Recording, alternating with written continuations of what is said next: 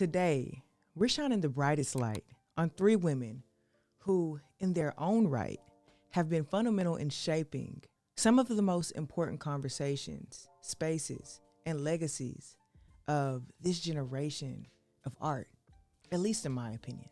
We're talking about Allison Glenn, Valerie Cassel Oliver, and Joy Simmons. What's going on, Glorifiers? For those of you who are new here, I'm Mariah Elise. I'm an art advisor and a curator, and I'm so dedicated to making the art world accessible to everyone through insights, conversation, discovery, and through building my own fantasy art collection. And I want to add something there through language, through approachable language. Anyway, I want to get started talking about Allison Glenn. I didn't know much about Allison Glenn until she moved here to Houston. And during her time here in Houston, I had the opportunity to meet Allison. And even in brief conversation, what stood out and what stands out is the clarity of her practice and the clarity of her vision. She seems to operate with an intellectual rigor that's matched by a quiet but unwavering commitment to justice, to care, and to a deep-seated cultural inquiry. Most importantly, with care. Her curatorial work is not simply about organizing art, but it's about reordering space, reclaiming space, memory, and institutional frameworks to allow marginalized narratives to not only enter into the room, enter into the space, but command the largest attention. Very quiet, very still, but very loud. One of her most widely recognized curatorial achievements is Promise, Witness, Remembrance, which was at the Speed Art Museum. And it was a response to the life and the death of Breonna Taylor. Now, that exhibition was not only timely, it was structurally transformative and necessary. It's important to know that Glenn worked in close consultation with community leaders, with artists and activists in Louisville, refusing to separate curatorial authorship from this civic responsibility of care and collaboration. It's important that you guys hear me continuously say care. Now, that approach set a precedent for how museums might respond ethically and meaningfully to trauma and social uprising, not with spectacle, but with intention, with intentional structure and space for reflection. Now, I want to say that again. I want you guys to really dig into that and catch that, because she didn't do this in a way where this situation, this unconstitutional situation, was looked at as spectacle, which can easily happen, but was looked at with intentional structure, and it left room and space for the public to be reflective. Glenn's curatorial contributions are a part of a long-term, deeply researched, site-specific practice. In Out of Easy Reach, she challenged the historical exclusion of Black and Latina women from the discourse on abstraction, offering a multi-institutional, multi-city exhibition that traced how these artists use formal language to explore identity, diaspora, and collective memory. The show became a model for critical recentering of overlooked voices. To jump over to Glenn's role at Crystal Bridges Public Art Fund, and now as the director of the Shepherd in Detroit, reflect her range from national institutions to these hyper-local, community-centered initiatives. Her commitment to public art, which is art that lives in and with the people, is not just an aesthetic choice. And I'm not even sure aesthetic is the word, but it's not just an aesthetic choice, but a political and pedagogical one. In her work with Counterpublic in St. Louis at the Public Art Fund, Glenn has advocated for works that activate place, drawing attention to forgotten histories, disrupting sanitized narratives, and re-inscribing public space with meaning. Her scholarship, too, cannot be overlooked. Glenn is a frequent contributor to museum catalogs and critical publications, and her writing often emphasizes, which I take note here, how curators can serve as cultural interlocutors bridging artists, bridging audiences and institutions. And what distinguishes her practice is the balance that she strikes between intellectual depth and accessibility, something you guys know I'm very in tune with.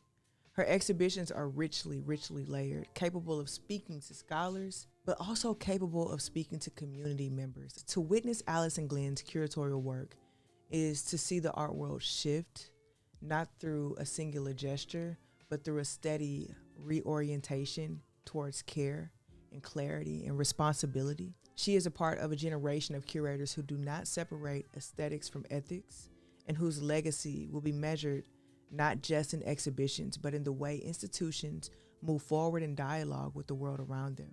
I'm a fan of her work. I'm a fan of the way she approaches her practice, and I'm a fan of the care that she carries. Next, I want to turn to Valerie Cassel Oliver. For me, this one is really personal. I'm not sure she knows how personal this is, but during my undergraduate years at the University of Houston, I would often set aside days just to be with work, just to be with art, no agenda. I had no agenda back then. I didn't want to write about it, not for anything. I didn't necessarily want to pursue or even knew what to pursue within the arts. So I had no agenda. All I had was exploration. And I would go to the Menil Collection and the Contemporary Arts Museum Houston because they were my sanctuaries. And at the CAM, the Contemporary Arts Museum of Houston, the guiding force behind so many of those formative exhibitions was Valerie Cassel Oliver. Now, I didn't know at the time, but the way she moved through the curatorial field boldly, intellectually, with deep conviction, was laying the foundation for how I would come to see the possibilities within art. When she announced she was leaving the CAM, I felt it. I made sure to attend her final talk. And afterward, I told her what her work had meant to me over this time. Without hesitation, she turned to her colleague and asked them to give me all the exhibition catalogs from her time there. I walked out of that building with so many books, maybe 20 to 30 books, and honestly, with a renewed sense of purpose, momentum. The work that others do is important because they give you momentum. The work that she was doing was important because it gave me momentum. Years later, I ran into her again at a collector's home, and I shared that story with her. I don't think she remembered, to be quite honest, but I'm never gonna forget it. I'm never gonna forget it. And in a moment of pure serendipity, I was telling that very story, and as I spoke, her brother walked up to greet him, and we both looked at each other like, how is this even happening? I didn't even know that was her brother, but I seen the way he looked at me, and I was confused at it. But then I realized this may be someone, and he told me, oh my God, you were just talking about his sister, Valerie. That's when you know someone's impact runs deep. Their presence echoes even in the most unexpected moments, in the most unexpected places. Now, Valerie Cassel Oliver is a curator's curator, okay? Her work doesn't follow trends. Her work definitely is one to set them. It expands art history by recentering what has long been left on the margins. And one of her most formative exhibitions, Double Consciousness, Black Conceptual Art since 1970, challenged the canon's erasure of Black artists from the history of conceptualism. And she didn't stop there. With Cinema Remixed and Reloaded, she co-curated one of the first exhibitions to focus exclusively on Black women in video and film, long before the art world caught on. Then came Radical Presence, the first major survey of Black performance art in the United States. That show reframed how performance art is understood, is perceived, is received entirely.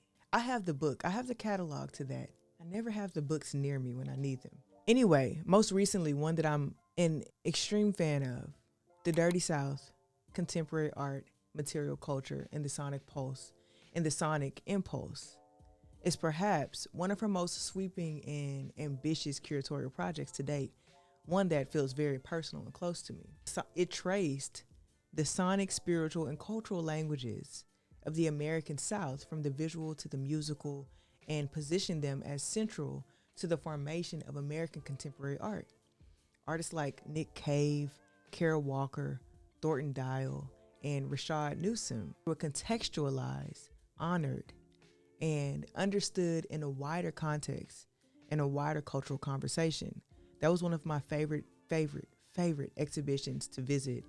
And it was one that I could take people in my life to, and they would relate to it just naturally. As the Sidney and Francis Lewis Family Curator of Modern and Contemporary Art at the Virginia Museum of Fine Arts, she continues to acquire and exhibit work that expands the field. Under her leadership, the VMFA has deepened its holdings in African American, Southern vernacular, and diasporic art in ways that truly matter. Valerie's curatorial philosophy is rooted in research, but also in love. She has so much love for the work, and you can see it and you can tell. And she has love for the artists and love for what art can do when it's framed with care. Though I haven't yet curated at the museum level, her example has shaped my commitment to deep research, to intellectual integrity, and to making space for stories that need to be told in every sense. Now I want to have a quick intermission, okay? And I want to talk about the Glory Collective. If you guys have been here for a while, you've heard me talk about the Glory Collective. It is extremely important to me. And if you're enjoying this video and videos that I've done before, episodes that I've done before, and you want to go deeper into my perspective and my take on the art world, whether you're an artist trying to just find your lane or a collector really just getting started, I want to invite you to join the Glory Collective. It's my Patreon community and is designed with folks that watch this channel in mind. There are a few tiers depending on where you are in your art journey. And I want you guys to remember that. Now they're starting Glory, and it's perfect if you're just beginning. You'll get access to a full resource library to help you price, market, and collect your art. Plus, there's exclusive videos that I don't post here, and I also indulge in a monthly book club, a self-acclaimed book club, where I read books and then I break them down and give them to you so you don't have to read them. Books that help your career or your collecting journey. There are also behind the scenes access to exhibitions and community discussions where you can learn and grow from others. Then there's the tier Building Glory. And it's for those of you refining your strategy. You'll get everything from starting Glory, plus career building plans for artists, collection strategies for collectors, monthly market reports, pricing tools, and live workshops to keep you sharp and to keep you in the know. And those of you who are like, it's time for me to get it, it's time for me to just go forward and get it, that's Mastering Glory. And it offers personal one-on-one advising with me every single month. Now, you'll get custom strategy reports, private consultation, private content, and deeper market insights, all tailored for your unique goals. If this sounds like something that you need, the type of support that you need, I love to see you inside of the Glory Collective. So head to the description below and join the Glory Collective right now. All right, just check it out and yeah, let me know. And yeah, I hope to see you there. Anyway, let's get back to it. So finally, I want to talk about, and we arrive at, Dr. Joy Simmons. Such a beautiful lady. Now, while I haven't had the opportunity to meet or speak with Joy just yet, we're connected through Instagram, and she is someone that everyone knows Miss Joy. Everyone knows her work, and I think we are respected. I'm truly looking forward to the day that we have the chance to talk. I already know it'll be a conversation filled with so much wisdom, so many stories, legacy, and a love for art that runs truly deep. And trust me, if you're watching this, Miss Joy Simmons, I will be reaching out soon. Anyway, Dr. Joy Simmons is one of those rare figures in the art world whose influence feels quiet but undeniable. And it's woven into this fabric of the Black art ecosystem in a way that's foundational and ongoing and historical. She's a radiologist by training and profession. But Joy began collecting in the 1970s, starting with a $50 Elizabeth Catlett print that she paid for in installments. Can you imagine? And that shows how deeply she loves art. Now that small, deliberate act has since evolved onto one of the most respected private collections of contemporary African American art in the country. Her Los Angeles home is a living archive filled with works by David Hammonds, Kerry James Marshall, Micheline Thomas, Lorna Simpson, and so many more, But it's not just what she collects, it's how she collects, with intention, with relationship, and with a sense of purpose that goes far, far beyond anything aesthetic. I need to stop using that word. I hate it so much. Joy's presence has been instrumental in creating the infrastructure that allows Black artists to thrive. Isn't that such a big accomplishment? As a founding board member of LAX Art and the current board chair of the Mistake Room, her leadership has supported spaces that champion experimentation and inclusivity. And through her work as the senior art and exhibition advisor for Destination Crenshaw, a 1.3-mile open-air museum of Black art and culture in South Los Angeles, Joy is helping reshape public space as a site of cultural affirmation and historical memory.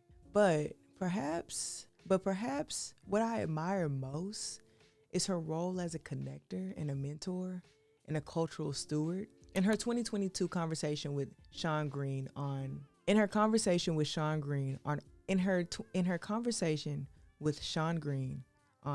Step Into the World, she speaks candidly about the importance of collecting with care.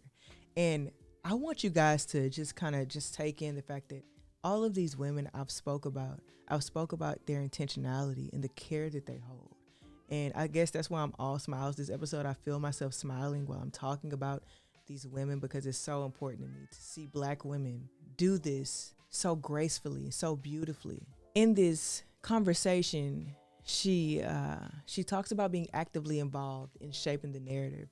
Her words really struck me. She talks about how collecting isn't just about acquiring, and then she talks about the definition of acquiring, but she speaks about how it's about amplifying, about protecting legacy, and about making sure that future generations see themselves reflected in the art that gets preserved and prioritized today. And that's really, really, really visionary work. That's visionary work. To be thinking about what future generations, that's care. To care about beyond her life, what gets seen, right? Joy has also been a guiding light for other collectors, especially Black women, who may not always see themselves represented in such a traditional art space. And she does it all with so much grace and humility and a deep sense of commitment.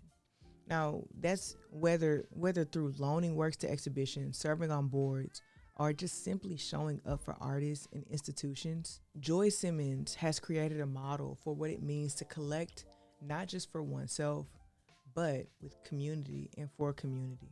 Even without a direct conversation, yet her work has already shaped the way I think about collecting, not just as a personal journey, but as a practice of preservation. And though I can't collect with this huge budget quite yet in my own personal collection, it's one of the reasons why I'm indulging in this fantasy art collection, because it creates this digital archive in an organized way that allows you guys to see collecting actually happening, even if it's not real. The way that she views this as a practice of preservation, equity, and care, it's reminding us that collectors too are cultural workers. They hold the power to shape narratives just like curators. They support ecosystems and bring overlooked brilliance into light.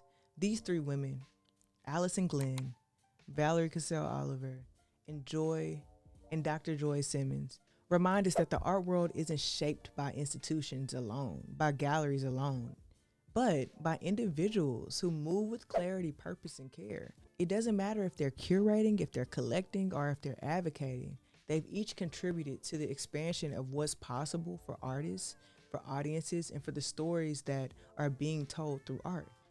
Their work reminds me why I do this, why we keep showing up to learn, to look deeper, and to honor those who are building legacy while living it. And I want you guys to remember, it does not matter what group you belong to, whether you're an artist, a collector, or just here for the love of art. This channel is your home. Again, I'm Mariah Elise. I'm an art advisor and a curator. And I want to thank you guys for watching Dear Glory. And hey, don't forget to share this episode with your friends and subscribe to this channel for more information like this. You subscribing, you liking, you sharing these videos, they help me a ton. Anyway, y'all stay safe. Love you guys for being here. See y'all soon. Peace.